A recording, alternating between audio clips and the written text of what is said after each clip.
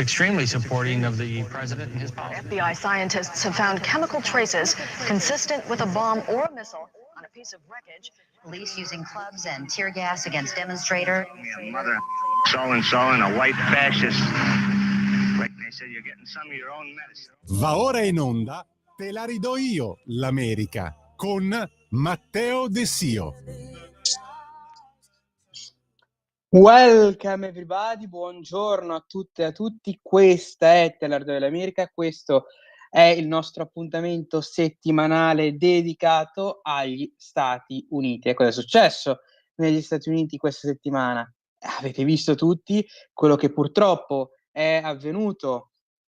all'attivista politico vicino ai repubblicani, vicino al presidente Donald Trump, che vedremo poi, leggerò poi il suo messaggio sui social, in cui l'ho descritto come un figlio. Il povero Charlie Kirk ha trovato alla fine della sua esperienza, diciamo così, sulla Terra per colpa di un assassino durante un dibattito pubblico, un convegno pubblico nella Università dello Utah. Quindi parliamo di un dibattito pubblico aperto a tutti, un dibattito in segno della democrazia, ma anche dello spirito politico in generale, perché è importante il dibattito anche per gli americani, per gli stessi americani è importantissimo il dibattito,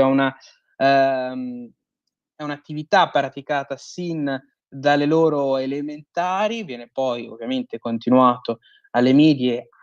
al liceo e all'università, con scuole di dibattito, con i club di dibattito per i ragazzi che si possono iscrivere per continuare l'attività all'interno del proprio istituto scolastico dopo la fine delle lezioni. Quindi parliamo di un'attività molto americana, possiamo dire così, ma che in realtà dovrebbe essere un'attività per tutti noi, per tutti, che sia italiano, che sia americano, che sia cinese, anche per cercare, come faceva lo stesso Kirk, cercare di trovare una nuova voce, un nuovo punto di vista, una nuova chiave di lettura per gli eventi che vediamo purtroppo molte volte scaturirsi attorno a noi, in cui possiamo solo osservare impotenti e cercare una spiegazione. Parliamo di un ragazzo, avete visto sicuramente tanti reportage, tanti servizi in televisione, è un fondatore di un movimento politico di un'organizzazione anzi politica, Turning Point, seguendo lo spirito dei conservatori, seguendo anche il pensiero quindi della parte politica vicino a Trump, che però all'epoca della fondazione e all'epoca del suo inizio proprio dell'attività, quando aveva 18 anni all'interno dell'università, parliamo di conservatori che erano osteggiati proprio attivamente, lo sono anche adesso all'interno di alcune università democratiche, ma all'epoca, non avendo neanche una voce per i giovani perlomeno in cui vedersi, in cui rispecchiarsi, in cui anche poter avere una linea guida per cominciare a informarsi su quello che è veramente lo spirito conservatore. Ecco, Charlie Kirk, diciamo che è stato importante per questo, anche per l'elezione di Donald Trump, anche per aver dato sicurezza a tanti ragazzi che magari erano isolati, magari non erano convinti di tutto quello che gli veniva propinato all'interno delle lezioni, ma non perché bisogna per forza ovviamente andare contro quello che ti dice il professor X o Y o Z, ma il fatto di aver una seconda voce è importantissimo, ovviamente, fondamentale. Tant'è che per Donald Trump è stato fondamentale per l'educazione della generazione Z, ma anche dei giovani, diciamo, dell'ultimo scaglione dei millennials, Charlie Kirk, perché con i suoi convegni, anche con le sue iniziative del suo movimento politico Turning Point, in cui ci sono ancora ovviamente i post sui social, in cui ci sono anche i video proprio dello stesso Charlie che parla, che cerca di argomentare il proprio pensiero politico, è stato importante per rendere cool di nuovo i conservatori che prima erano a scapito praticamente solo dei democratici, che promettevano mari e monti, un nuovo mondo per molti praticamente, con tutta la questione gender, ma anche con molte volte la mancate regole proprio per quanto riguarda la sicurezza delle persone, per colpa anche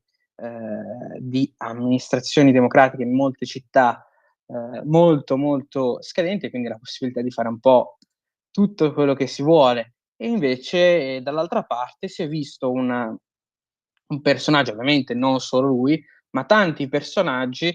che hanno cercato di imprimere nel giovane conservatore idee che riguardavano soprattutto la libertà di pensiero, anche la protezione a volte estrema, che è stata purtroppo canzonata sui social italiani, non capendo che per gli statunitensi il secondo emendamento è molto molto importante, non entrando neanche all'interno della loro mentalità, cercando neanche di immergersi nelle loro idee. Hanno una Costituzione, hanno un ordinamento diverso, con pretese diverse rispetto alle nostre. Ovviamente le parti più importanti, per fortuna, ci sono in entrambe, come la libertà di parola, ma la Costituzione, nata ovviamente durante la guerra di indipendenza, ha certe regole, certi pensieri che ricordano quei tempi e sono anche importanti per mantenere lo spirito patriottico americano, che soprattutto in questo periodo storico e anche in questi momenti di incertezza serve che sia forte. Parliamo di un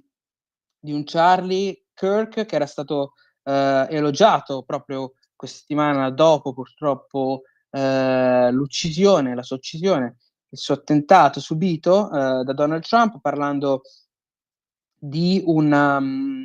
figura che è stata importantissima anche per la propria presidenza, un ragazzo che è stato descritto come un fratello da parte di Donald Trump Jr., il primo figlio di Donald Trump, il presidente. Quindi parliamo veramente di una persona importante per i conservatori.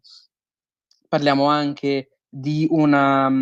sinistra americana che dopo purtroppo la morte di Charlie ha fatto circolare tantissime fake news, tantissime notizie false, addirittura riprese da persone importantissime come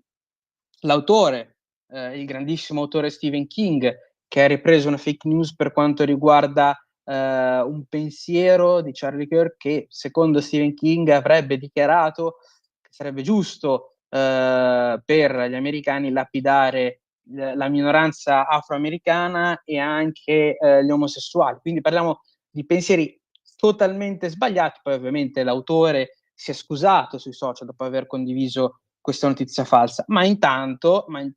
il danno di aver condiviso una notizia falsissima solo per far male, tra virgolette, all'altra parte politica, ovviamente il danno è stato fatto. E la cosa più importante, secondo me, è notare che l'età del presunto assassino, che è 22 anni, 21 anni, come tra l'altro più o meno la stessa età del presunto attentatore di Donald Trump all'epoca della campagna elettorale, durante la campagna elettorale per la presidenza degli Stati Uniti a luglio 2024. Quindi parliamo di giovani che da una parte si dice che siano repubblicani, dall'altra si dice invece che stavano in realtà in circoli democratici con fidanzati transessuali, quindi parliamo di ancora di una situazione molto, molto fumosa, ma secondo me il dato da notare sono che sono giovani, sono ventenni che probabilmente hanno vissuto un pensiero politico, una vita politica per loro molto, molto tormentata da tutte queste bombardate, da queste notizie piene di cattiveria da una parte o dall'altra. Quindi secondo me ovviamente la soluzione sarebbe di abbassare i toni e soprattutto di vigilare sui social per quanto riguarda ovviamente le fake news, perché anche se sono magari della nostra parte politica, non è detto che poi in un futuro ci potrebbero mordere la coda, perché lo stesso sistema lo potrebbero adoperare i nostri avversari, come è successo con Charlie Kirk. Parliamo anche di un assassino che non vuole collaborare con le autorità, così hanno dichiarato le autorità dello Utah, ma anche lo stesso FBI. Ovviamente non è l'unico, tra l'altro, omicidio che ha scatenato l'opinione pubblica degli americani in queste settimane, ma anche purtroppo quello che è successo all'Ucraina, Irina Zarusca, ha devastato il paese. Perché? Perché i media democratici hanno tentennato nel parlare della notizia, perché si dice che probabilmente, dato che l'assassino è una persona afroamericana, vi sia stato un tentativo da parte dei media democratici di insabbiare l'accaduto. Questo ovviamente sono supposizioni, ma la cosa grave che invece è successa da parte, tra l'altro, del Washington Post, che in teoria è il giornale di Jeff Bezos, ma non solo Washington Post, in realtà tanti altri giornali hanno trattato la notizia in maniera simile. Ovviamente la Casa Bianca, probabilmente anche per dare un messaggio a Jeff Bezos, ha preso proprio l'articolo del giornale del miliardario proprietario di Amazon per descrivere come la notizia è stata trattata, ovvero che la Casa Bianca si è lamentata con i democratici sfruttando l'assassino, quindi utilizzando l'assassino come copertura per andare contro ai democratici. Invece la Casa Bianca ha spiegato che in realtà è un circolo, è un processo. I democratici hanno attuato delle misure scarse e scarne per la sicurezza delle persone, e questo ha provocato purtroppo l'omicidio anche della ragazza ucraina fuggita dalla guerra, tra l'altro cercando il sogno americano da parte di un uomo afroamericano. Ma la cosa grave ovviamente è che era già stato accusato ed era già stato incarcerato di 14 altri reati, come violenza sessuale, come rapine, come furti, come altri crimini violenti, come dichiarato dalla stessa procuratrice generale Pam Bondi, scusate. Quindi parliamo di una situazione molto complicata anche per la sicurezza. Anche per questo probabilmente Donald Trump vuole intervenire ancora con più forza in tante altre città americane, vuole anzi aumentare l'utilizzo della polizia dedicata all'immigrazione a Washington DC, proprio per una situazione descritta come grave secondo Trump, nonostante le scorse settimane gli omicidi siano calati vistosamente, anzi arrivati allo zero perlomeno a Washington, ma vuole dichiarare una situazione nazionale di emergenza proprio a Washington, per aumentare anche probabilmente i poteri della polizia, ma lo stesso vuole fare sì anche a Chicago, come già sta succedendo con addirittura i residenti di Chicago. Pensate come la situazione è diventata distopica, che piangono la morte di un immigrato irregolare che stava resistendo in maniera grave all'arresto e che stava provocando una situazione grave per l'incolumità degli agenti della polizia dedicata all'immigrazione, quindi è stato sparato. Quindi il problema per gli americani ovviamente è la polizia dedicata all'immigrazione e non il sospettato che stava evidentemente esagerando, resistendo all'arresto. Ma l'altro problema, tra virgolette, grave è anche il fatto che Donald Trump vuole inviare anche a Memphis, un'altra città, parliamo stavolta della Louisiana, anche a Memphis la Guardia Nazionale per aumentare il crackdown, come viene definito negli Stati Uniti, per aumentare quindi la sicurezza e diminuire il tasso di criminalità. Parliamo quindi di gli Stati Uniti che in questo momento hanno ancora un problema di criminalità, probabilmente esploso durante la presidenza Biden, questo è quello che dicono i dati anche dei bravissimi democratici. Parliamo anche, tra l'altro, di veramente una situazione molto grave per quanto riguarda, ritornando all'omicidio di Charlie Kirk, per quanto riguarda invece come è stato anche trattato l'omicidio da parte delle persone comuni. Per questo, ovviamente, questo aumenta il mio peso per quanto riguarda il discorso sulla gestione dell'informazione, perché ovviamente ci sono stati dei licenziamenti per persone che hanno festeggiato addirittura la morte di Charlie Kirk, una persona che andava semplicemente nelle università a dibattere. Perché? Perché è chiamato fomentatore d'odio, quando in realtà sarebbe bastato andare, dibattere, umiliarlo, tra virgolette, pubblicamente e far finire la faccenda. Ma persone quindi hanno festeggiato sui social per la sua morte, sono state licenziate, in alcuni casi come scrittori di fumetti, sono stati mandati a casa, ma anche dei dottori hanno avuto dei problemi perché